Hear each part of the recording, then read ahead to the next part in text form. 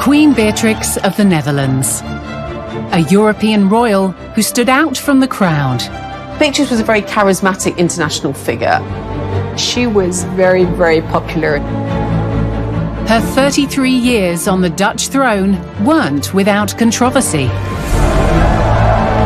From public opposition over her choice of husband, there have been stories that you were a member of Hitler youth groups. We had become anti-German. to riots on the day she took the throne. It was a battle scene in the street. There were lots of protesters as well as policemen who almost died that day. And even fatal attacks on her and her family during a royal celebration. She was in shock. It was like a war zone. Yet this iconic queen secured huge public confidence. It's quite possible she saved the monarchy. After 3 decades, she abdicated as an incredibly popular monarch. What was the key to her success? She must have huge inner strength. Huge perfectionist. She's also a very warm, witty person. Are there lessons for our own royal family? It's a very different royal model than we have in the UK. Mr. President, let us set our sights on a just and humane society for all mankind.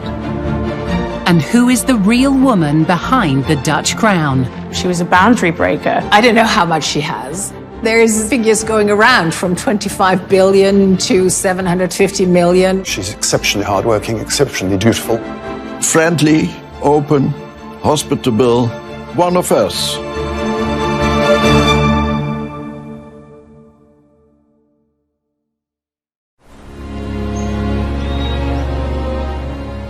Having abdicated as queen 8 years ago, Beatrix's life today is markedly different.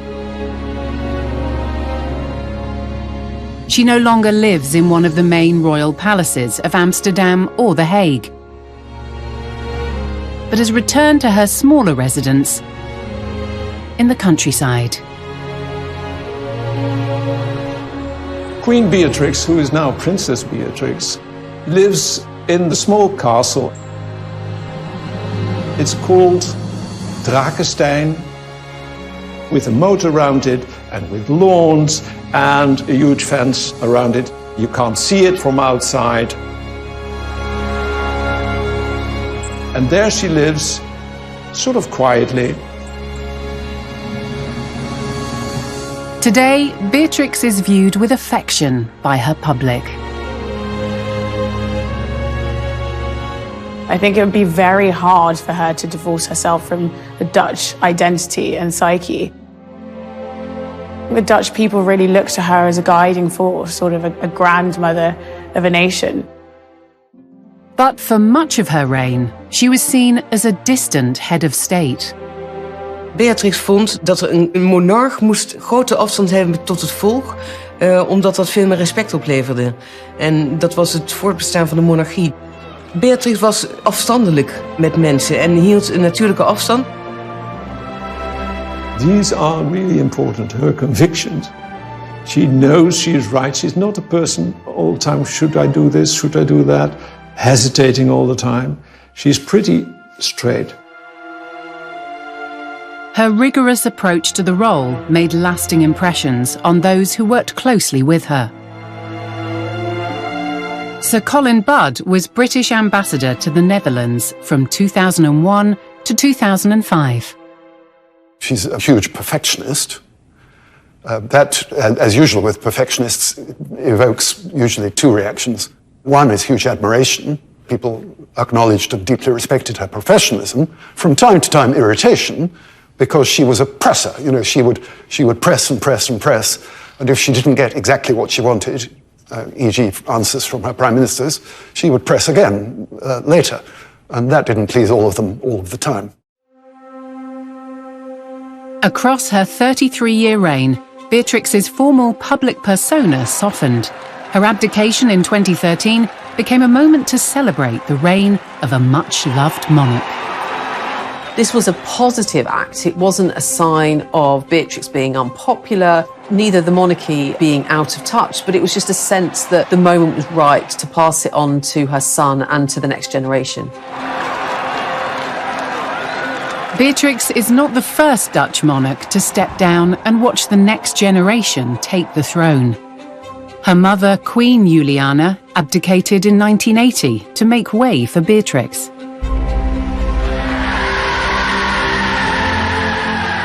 As did her grandmother, Queen Wilhelmina, in 1948.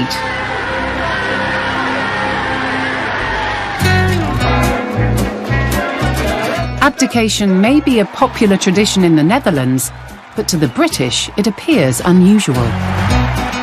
Is there a lesson here for the British in how to change monarchs? Yes, they should have done it years ago. The Dutch have quite a refreshing view of monarchy. They don't see it as just heritage. They don't see it as something for life.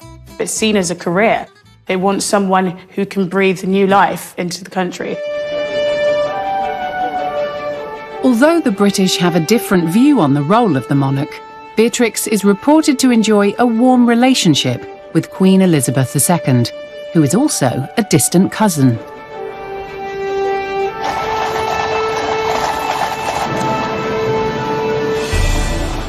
They have a kind of natural affinity in the way they feel absolutely convinced of the honor of the office that they represent. I think they get on very well. And after lunch, it was time for the giving of gifts, which meant in Queen Beatrix's case, a new carriage horse for the Queen. They're said to be close friends and confidants, and that's quite interesting because it's not very many people that understand what it's like to be the Queen of a country. They're united by being quite lonely at the top. Every year, the King or Queen gets a nationwide street party in their honour. Each April, King's Day celebrates the birthday of the current monarch, Beatrix's son, King Willem-Alexander. Revellers wear orange, the unofficial Dutch national colour. It's a reference to the name of the royal family's dynasty, the House of Orange-Nassau. They keep all the Dutch together, everybody is orange. So we're very happy with our king and his family. When Beatrix was on the throne, it was known as Queen's Day. It's a very creative day. We all deck out in orange. We wear silly orange hats. As long as it's orange, you can just do it. So it's a big national party. The monarchy is a very visible part of Dutch life. But Queen Beatrix brought a unique element to her royal image. She kind of made a brand of herself before YouTube, before social media, before any of this, with her haircut. For a photographer, Beatrix was really great to take pictures of because from every angle where you stand, a silhouette, from the back or from the front, you could recognize it was Queen Beatrix. Her hairstyle is a craze that's been followed across the Netherlands, with people even still to this day wanting to copy her hairstyles. She very much embodied the glamour of European royals. Maybe she could hide in that Beatrix brand a little bit, even when she wasn't as confident as she appeared to be, because it's also a performance that she gave, which she was very, very good at. In 1985, her iconic image provided inspiration for Andy Warhol, who gave her a pop art makeover in his series, Reigning Queens. Andy Warhol very deliberately sort of showed her stature, her prestige, but also her wealth and opulence. The Dutch government took full advantage of that by putting up copies of Andy Warhol in all Dutch embassies across the world. Beatrix did more than just make a splash in the art world. She made her voice heard on the international political stage. She was able to advance movements simply just by being there. And I think that was the case with the European Union. Beatrix was one of the first heads of state to speak to the European Parliament when the EU expanded by 10 members in 2004. And in 1997, she gave a speech in support of furthering European unity before global leaders. The momentous transformation which took place in Europe 8 years ago has opened the way for a new program of cooperation which now spans the entire breadth of the continent. In many ways, she became seen as this kind of European stateswoman, very comfortable and regularly in attendance at, whether it be the European Commission or the European Parliament, and was clearly respected. Although she was expected to be politically neutral as a head of state, Beatrix's outlook was known to be liberal. She was a boundary breaker. She took perhaps one of the most political roles we've seen a modern European royal take. Beatrix embodies that national character of tolerance and liberal outlook. She spoke about inclusivity, honoring different perspectives, honoring different ways of life.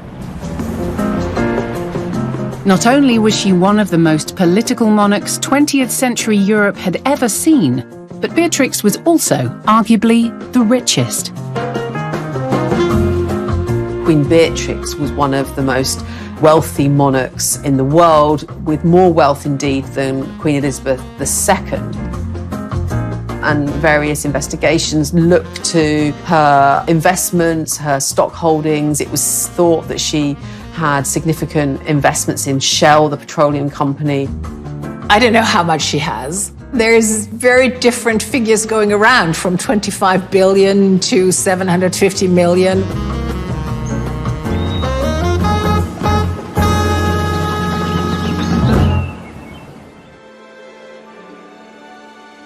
In 2021, nearly 48 million euros of public money was budgeted for the Dutch monarchy, making it the most expensive in Europe.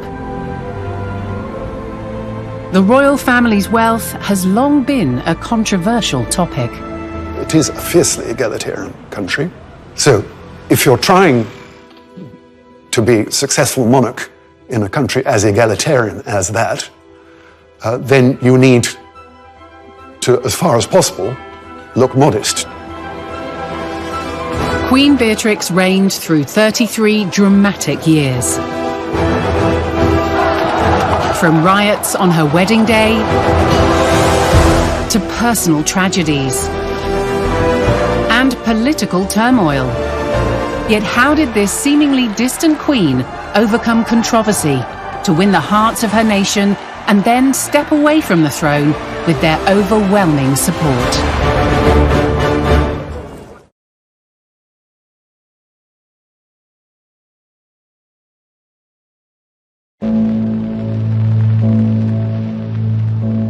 In 1938, with Europe on the brink of war, the Dutch people were distracted from an uncertain future with some brighter news. The birth of a royal baby, Princess Beatrix. A princess is born. So Dutch subjects learn that Princess Juliana's baby is a daughter. Beatrix's grandmother, Wilhelmina, was queen, and her mother, Juliana, the heir, making the newborn princess second in line to the throne. At the age of 2, as German forces overran the Netherlands, she was evacuated from the country, along with the rest of the royal family, on a British warship sent by George VI of Britain. Arriving in Britain are members of the Dutch royal family. Princess Beatrix gazes wide-eyed at the British coast. After a brief stay in London, the family relocated to Canada. They lived actually really quite informally. Beatrice went to the local school. She was at one point known as Trix of Orange. And I think they had rather a nice life out there.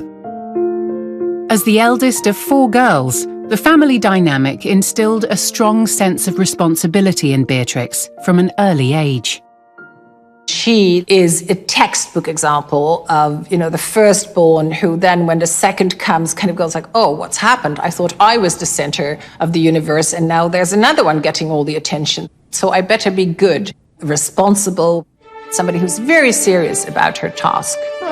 In the immediate aftermath of the war, the royal family were greeted as returning saviours of the nation.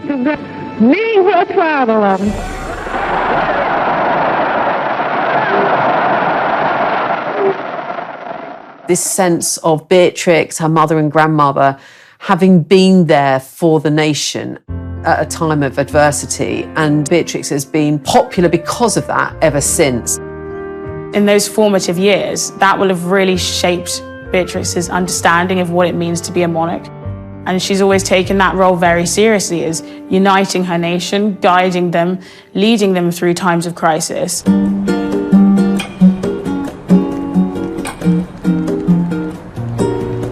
Beatrix went on to study law and economics, amongst other subjects, at the prestigious University of Leiden. She was very political.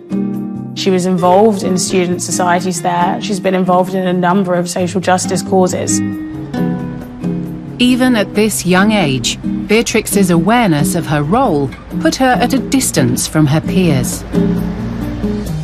Ze heeft toen ze in haar studententijd heeft ze gezegd aan het eind van haar studie tegen haar medestudenten: vanaf nu ben ik u voor jullie. Het was van haar een hele diepe geloof dat een koningin nou eenmaal op afstand moest blijven van haar volk, om het sprookje van het koningschap te bewaren.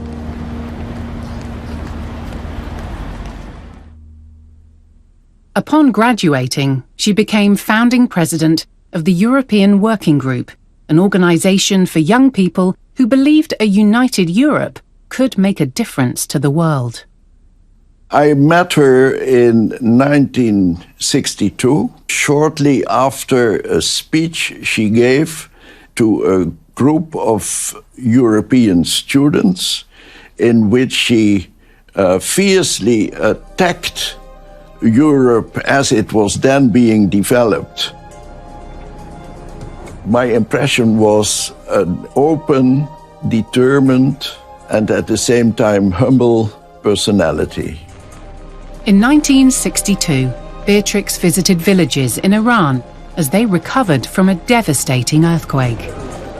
She went to Iran to encourage and to discuss current issues and needs with the volunteers of the European Working Group. She goes there and you see her quite happy, working on, let's put it simply, on a better world, helping other people. In the beginning, you could see her as really an activist, an idealist. And she has stayed that way. The young princess would soon meet another who shared her values, German diplomat Klaus von Amsberg. They announced their engagement in the summer of 1965. I just remember, in a way, the romance of it, of them walking in Drakenstein. But with Dutch society still carrying the wounds of World War II, Klaus was viewed with suspicion. From the Royal Palace at Soestdijk at 1 o'clock on Monday afternoon, Queen Juliana told her 12 million subjects something they all knew already, something many of them did not want to hear. That her eldest daughter Beatrix, heiress presumptive to the throne of Holland, was to marry a German. We had become anti-German, so he had to overcome a major obstacle. There was a ripple through the country. I know friends of my parents who would never, when going on holiday, never drive through Germany, just out of principle. As details about Klaus became known, he had to publicly explain his past. There have been stories that you were a member of Hitler youth groups. Well, you know, during the war, and even before the war, was, how you say in English, obligatoire. Yeah, we were obliged to become a member of Hitler Jugend. And especially at school, you know, was no way out. When it also emerged he'd served in the German army, the Dutch parliament began to dig a little deeper. If Klaus's background was not approved by Parliament, Beatrix may have been forced to choose between her fiancé and the throne. What did he do during the Second World War? Did he himself commit war crimes? So they asked one of the leading historians of Holland, a Jew himself, to do research. It took him 3 days to do the research, and he wrote a very thin report on Klaus saying he was fine. No, there's no evidence of him committing atrocities. With Klaus approved by Parliament, the wedding was scheduled for 10th of March 1966. But discontent over the marriage still simmered across the Netherlands. I suppose they will marry Klaus van Oosberg, but my personal opinion, it is no good. On the day of the wedding, crowds of protesters gathered along the route to the church. It went fairly rapidly out of control. Although they had expected some trouble, they hadn't expected as much trouble as the authorities as they got. There were Nazi slogans daubed on official buildings. The Dutch have not forgotten. Some of them do not forgive. There was Klaus raus, which means Klaus out. Let's get rid of Klaus. The air filled with smoke bombs. This was a moment of national demonstration. It was threatening to the couple at the time. You know, this number of people on the streets against them.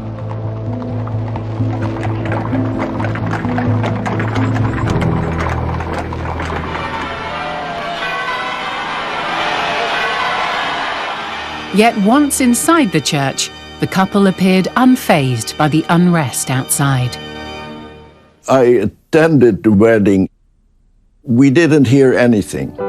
You didn't notice, and you were not told of what happened outside.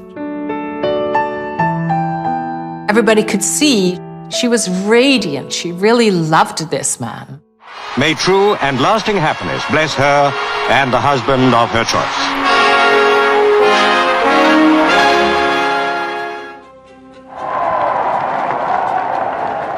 Upon joining the Dutch royal family, Prince Klaus, as he was now known, set about winning over the Dutch public. His personality was a very attractive one. He was somewhat shy, modest man, certainly in no way at all overbearing. So Klaus learned Dutch, but we really, there's not many people who learn Dutch. So we quickly appreciate when somebody takes the trouble to do so. Beatrix's husband's standing rose in the eyes of the Dutch public throughout the 1970s. But towards the end of the decade, her father, Prince Bernhard, would drag the young princess into an international controversy. The American aircraft manufacturer Lockheed was discovered to have been bribing global figures in exchange for lucrative contracts. In 1976, it became apparent that a high Dutch official had received the amount of $1 million. And it soon was clear that this high-ranking Dutch official was Prince Bernhard. When that came out, I mean, there was a general outcry and, you know, what have you done? Beatrix's mother, Queen Juliana, threatened to abdicate if the government prosecuted Bernhard. Reports emerged of Beatrix, who would become queen in her mother's place, taking a similar position. Some people have said that they know for sure that Crown Princess Beatrix said to her mother and the government, "I cannot succeed my mother in case my father is being prosecuted." That's not a way to start. We had a full-blown constitutional crisis. Prince Bernhard was not prosecuted, but was stripped of his military titles and uniforms. But this brush with scandal impacted Beatrix. She suddenly realized my father is not only a very charming man, but he did something which is really opposed to everything I stand for. Certainly the Lockheed scandal would be a defining moment, not just in the personal life of Princess Beatrix, but certainly in how she decided to conduct her public life going forward. It certainly made her more resolute to do it right. She said so just before she became queen. We must do things seriously. By the end of the 1970s, trust in the Dutch establishment had hit an all-time low. But a new figurehead with a more serious style than her predecessor would guide the country into a new decade. Queen Beatrix. By winning back support for the royal family, she would steer it away from disaster and revive the relationship between the public and the monarchy.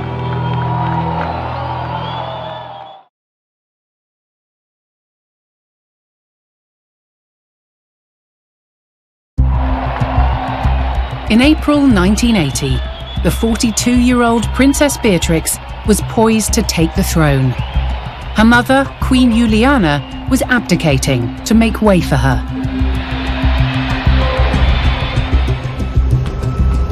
A new monarch would usually be a moment of national celebration.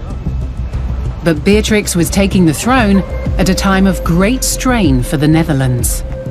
In 1980, Dutch society is riven with division, particularly the sort of gap between rich and poor. There's real protest against a perceived lack of affordable housing. With debate raging about social inequality, squatters in Amsterdam prepared to protest on the day of Beatrix's investiture. She was the head of a state that they wanted to protest against, a state that they held responsible for the lack of lower income housing. These protesters mixed with really revolutionary kind of persons that resulted in an atmosphere of revolution within the city.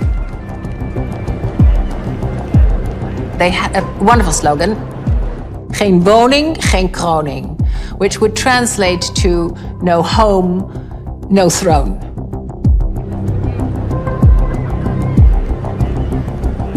Beatrix's investiture took place on April 30th, 1980, in the Royal Palace on Amsterdam's Dam Square. Normally this is a place of pigeons and people. There's always people here. But on that day, we were like a bit under siege. There was so much security here, and this was all cordoned off. And it was tense. As crowds of protesters gathered in the streets around Dam Square, inside the Royal Palace, Beatrix's mother signed the abdication, making her daughter the new queen. Beatrix was then sworn in during a ceremony in the church next door.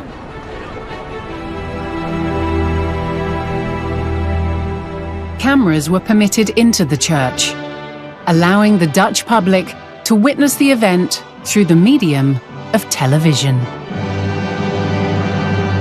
I was a senator at the time, so I was there. It was impressive.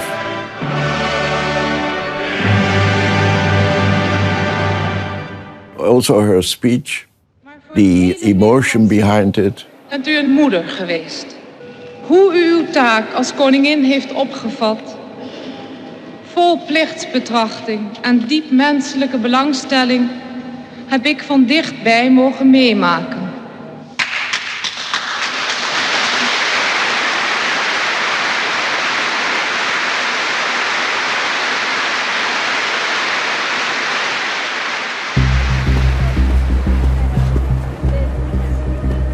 The regal calm inside the church was in stark contrast to the tense atmosphere developing in the streets beyond Dam Square. we could hear something. Yeah, we could hear that outside something was going wrong.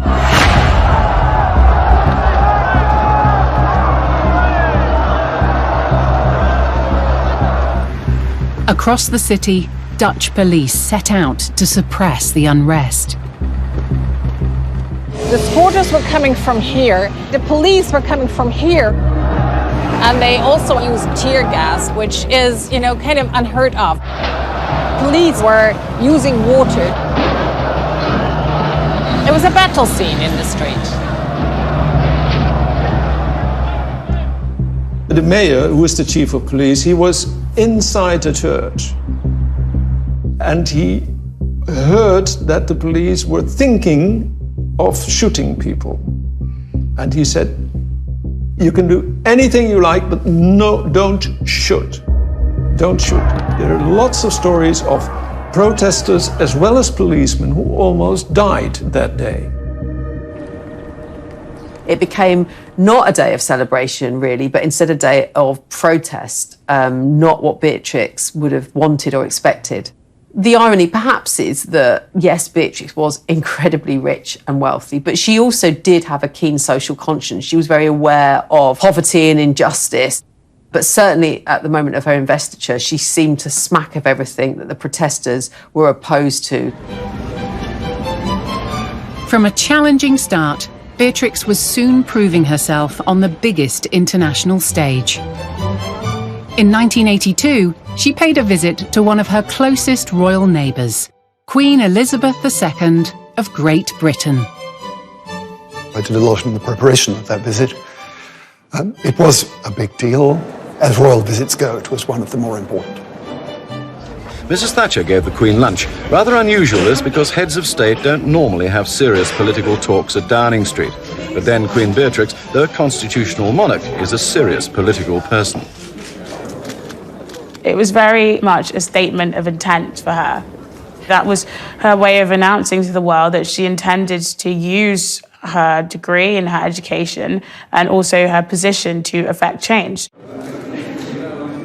During this visit, she met with the Greater London Council to discuss inner city problems common to both the UK and Netherlands. At another point in the trip, Beatrix did not shy away from one of the most contentious issues in the UK at that time, its place in Europe. And tonight, at a Guildhall banquet, she made her major speech of the visit. An earnest and thoughtful examination of the reasons why Britain must remain in the common market. She made that speech with considerable passion. There have not been many foreigners who've seen fit to involve themselves in our public debate about it, and she's absolutely one of them. It's something we're not used to seeing here in the UK from our monarchs.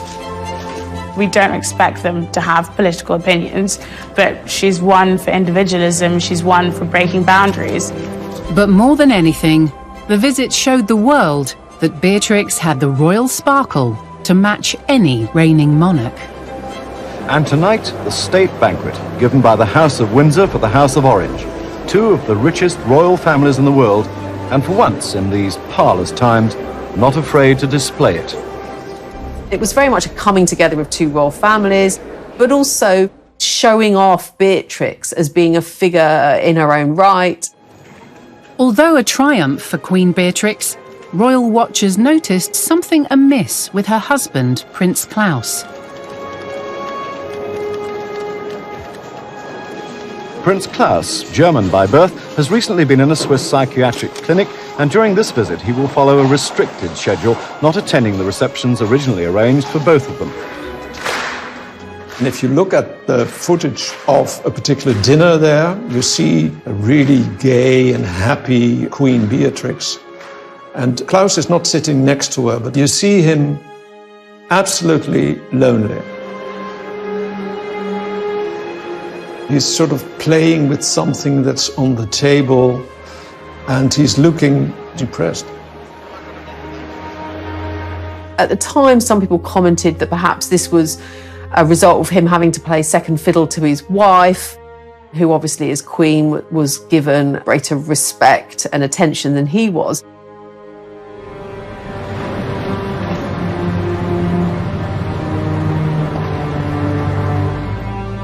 Klaus would battle with depression for the rest of his life. In 2001, in a controversial interview on the globally transmitted Radio Netherlands, Dutch journalist Willem Oltmans would lay the blame for Klaus's breakdown firmly at Beatrix's door. The guy went berserk, because the moment the Queen became Queen, he would not know whether she talked to him as Queen or as his wife. She is so totally absorbed by this role. The moment she leaves the palace, she's Queen. But inside the palace, she's now Queen too. Zij is een heel interessante persoonlijkheid, omdat ze zo ontzettend anders is binnen de muren dan buiten de muren. Dus ze kan heel driftig zijn en heel emotioneel. I know that people like to speculate about these kind of things. She was not nice to him and so on. She was a cold woman. I don't think so. There is a lot of evidence from people who know them both very well that he was absolutely devoted to her right to the end, and vice versa. Whatever happened behind closed doors, it was clear to the public that she did indeed have a more formal manner than the previous Queen. She was seen as a rather more kind of aloof, distant figure. And this was actually something that she worked to overcome. Beatrix made a major change to the Queen's Day celebrations that brought her, literally, closer to her public.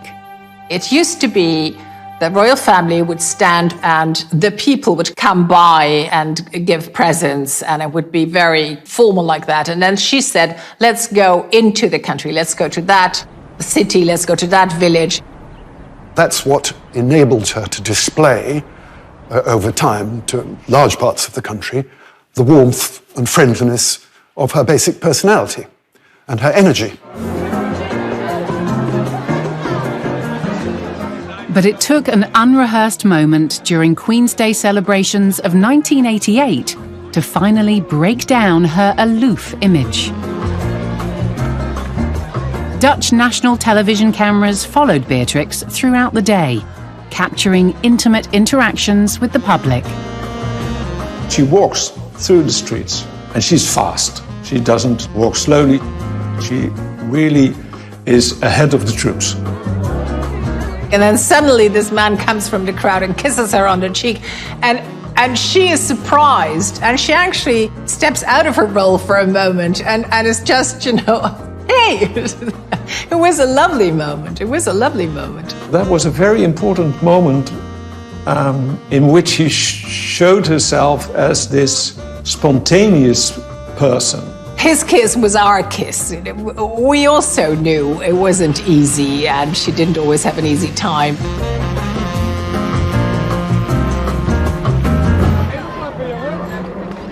The Dutch public grew closer to Queen Beatrix as her reign progressed. But in 2000, a disaster revealed yet another previously unseen side to the monarch.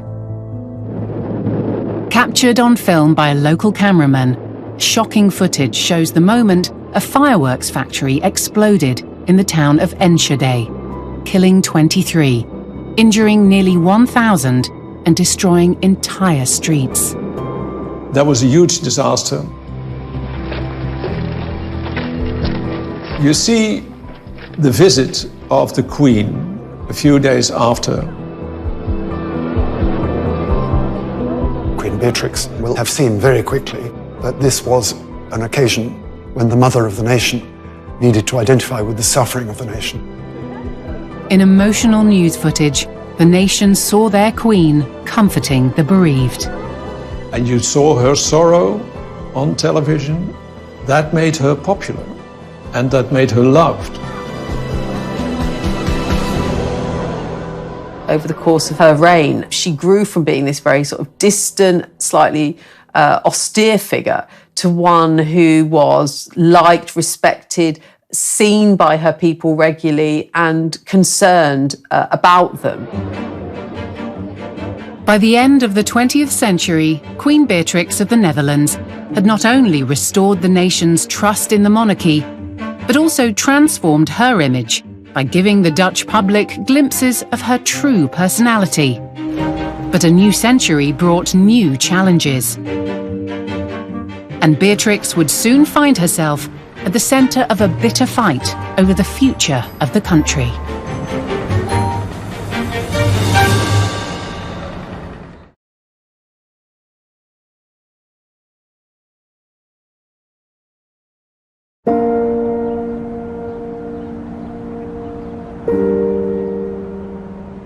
By the turn of the millennium, Queen Beatrix had grown into a popular monarch who could not only connect with her public, but also represent her nation on the global stage.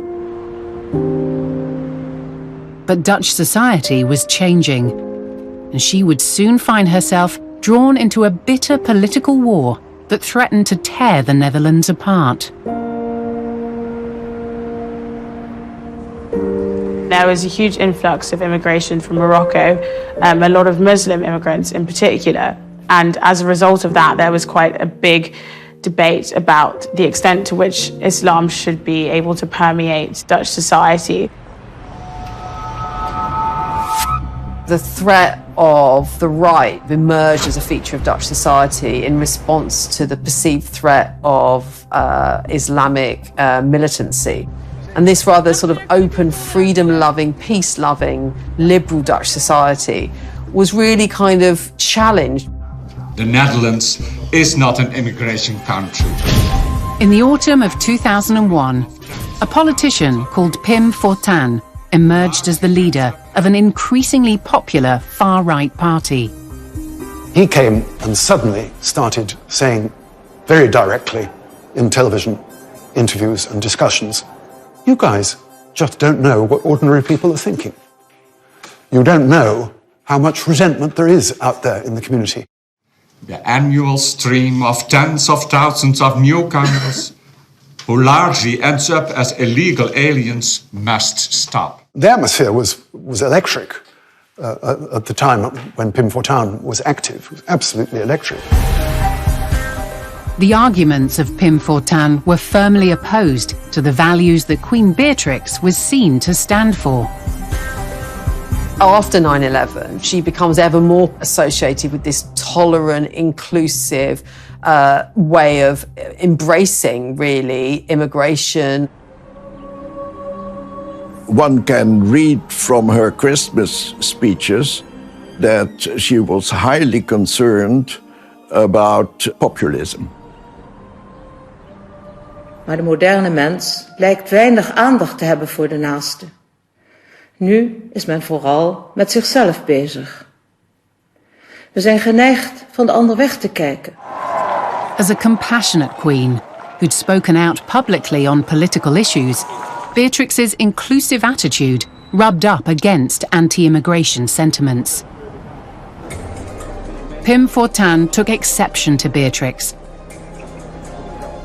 at one point publicly advising her to retire. Which is, very surprising because, of course, Beatrix wasn't a politician, she was queen. But here she was being targeted and threatened. While she may not directly have been addressing certain politicians, she was making her feelings known at a time where it was very dangerous to do so. In this febrile atmosphere, violence erupted.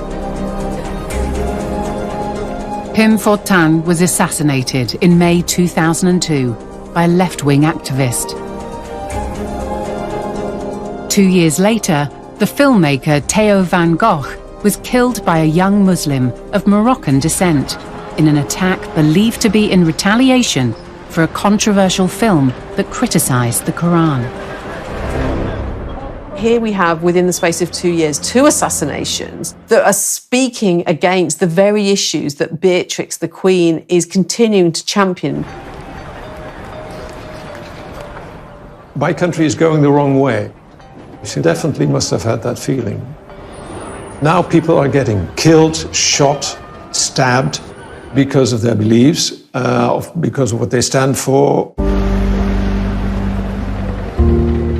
Pim Fortuyn's successor, Geert Wilders, continued to attack Beatrix as an emblem of tolerance. when she's in Oman and she wears a scarf to visit a mosque, which of course is the accepted practice. She's turned upon really by Wilders. And said words to the effect of, that was posturing, to which she produced an extremely tart rejoinder that it wasn't anything of the kind.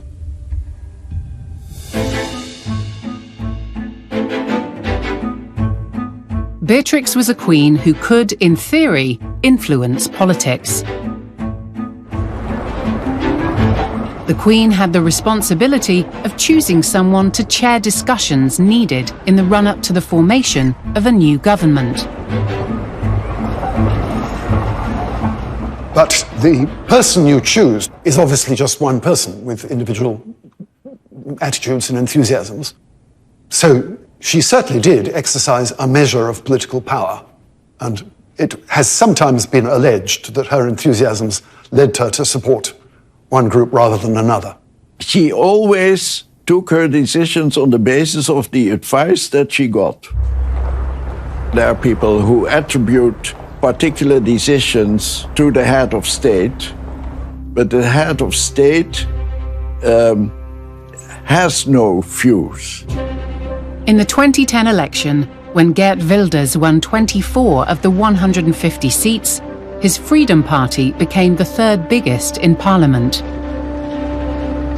Yet negotiations to form a coalition resulted in his party being excluded from government.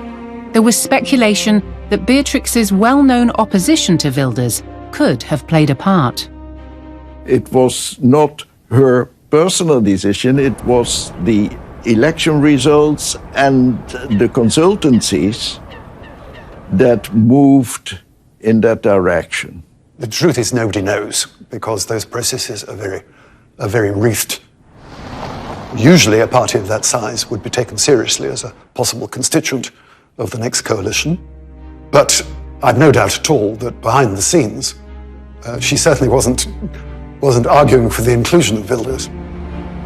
In the first decade of the new millennium, just as Beatrix was drawn into political controversies, her personal life took the first of several tragic turns.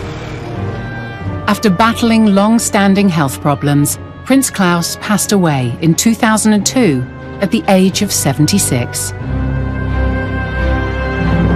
Moving images of Claus's funeral were broadcast across the Netherlands. To see her as a widow was not what we wanted for her.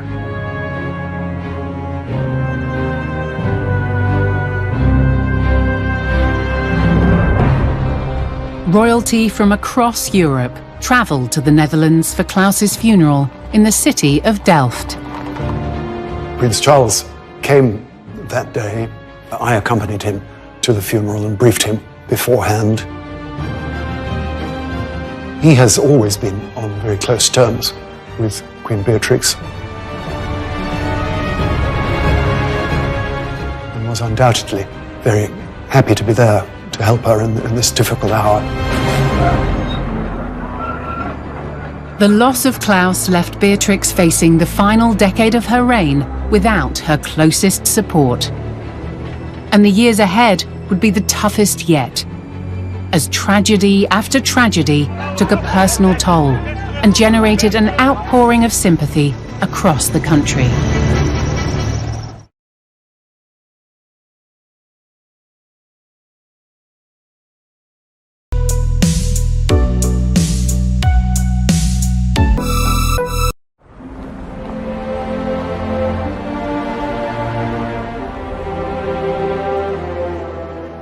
Although a serious and sometimes formal monarch, in moments of national catastrophe, Queen Beatrix made significant gestures of compassion that brought her closer to her public.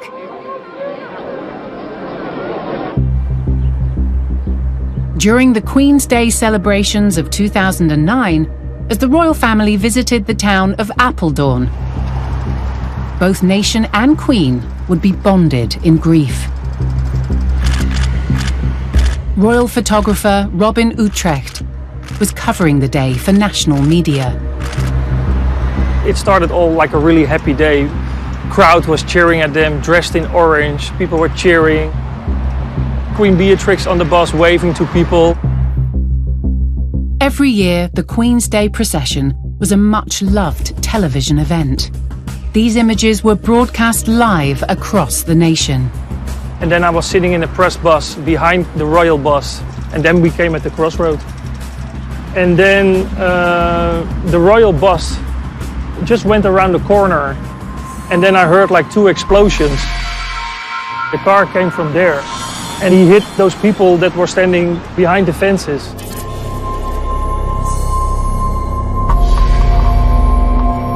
The car ended at the needle that's over there.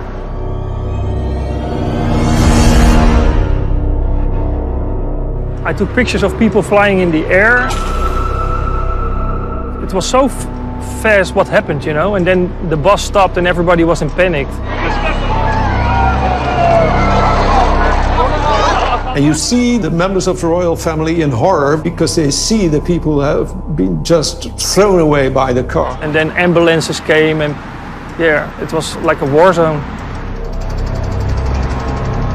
For such a happy day, it ended so tragically. 7 members of the public were killed. The perpetrator of the attack, a 38-year-old man from a small town in the east of the Netherlands, also died shortly after being taken to hospital. Although his motives were not fully discovered, he'd lost his job earlier that year and had faced financial troubles. Clearly, her monarchy was a symbol to that man of what he didn't have, and it was a clear source of frustration, enough that he wanted to either kill the royal family or was so frustrated that he wanted to injure innocent people. The evening after the attack, Queen Beatrix addressed the public directly on national television. Out of an awful and tragic situation, she was able to unite people. And in turn, that resulted in the people perhaps trusting her more and her being respected even more as a leader. 3 years after the devastating attack on Queen's Day, Beatrix's second son, Prince Friso, was involved in an accident during the royal family's annual skiing holiday. He went off-piste with a group of friends and an avalanche hit, and he was buried under the snow for 15 to 20 minutes. After suffering major brain damage and a heart attack, Friso was rushed to hospital in Austria, where he fell into a coma, later being transferred to the Wellington Hospital in London. Every weekend, Queen Beatrix would fly to London and read for her son in coma from a book. That's what I heard. It's just heartbreaking. Prince Friso remained in a coma for 18 months before passing away in August 2013. Because she wanted him closer to her, he is not interred in the royal grave, but he is buried in a very small, very lovely churchyard near her home where she lives as Princess Beatrix in Drakestein. The death of Friso revealed to the public yet another side to their queen. A queen becomes a person who loves deeply when you see her in grief. Wat vaker gebeurt als de koninklijke familie een tragedie meemaakt, dan kan iedereen daarmee meeleven. En dan, je ziet vaak dat dat juist de populariteit van de koninklijke familie verhoogt. Dat is een heel gek psychologisch mechanisme. In the same year that Prince Friso died, Queen Beatrix also stepped down from the Dutch throne.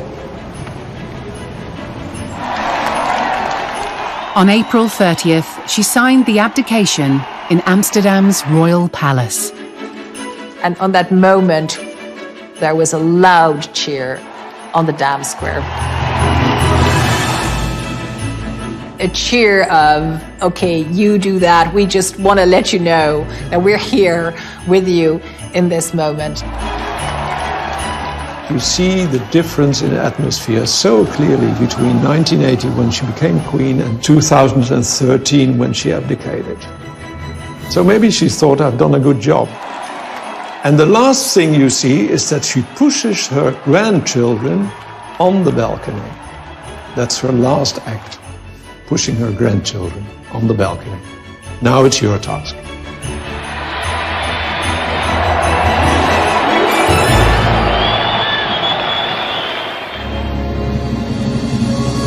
In her 3 decades on the throne, Queen Beatrix restored Holland's trust in the monarchy.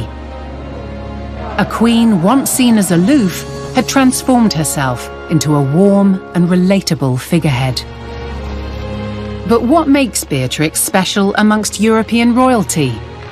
And how will she be remembered? There's a Dutch word, doorzettingsvermogen, which is the ability to push something through. She set her jaw and she pushed on through, despite all these different controversies. She'll be seen as this sort of bit of a one-off, really, who was glamorous with that amazing haircut, but also was intelligent and charismatic, confident about speaking out on issues. The very best of the Dutch, really.